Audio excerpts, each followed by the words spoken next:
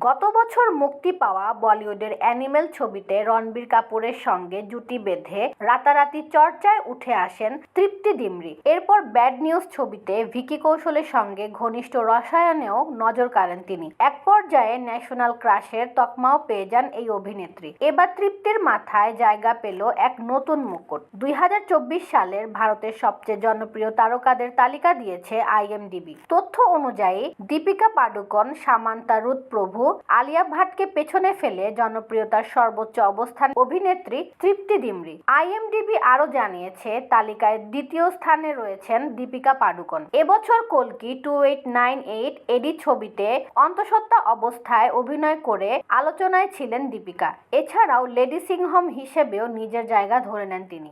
IMDbর জনপ্রিয় তারকাদের তালিকায় তৃতীয় স্থানে এসেছেন Ishaan Khattar. The perfect couple web সিরিজে অভিনয় করে আন্তর্জাতিক ক্ষেত্রে প্রশংসিত হয়েছেন তিনি। তালিকায় চতুর্থ স্থানে রয়েছেন শাহরুখ খান। চলতি বছরে তার কোনো ছবি মুক্তি না পেলেও এই স্থান দখল করে নিয়েছেন বলিউড কিং।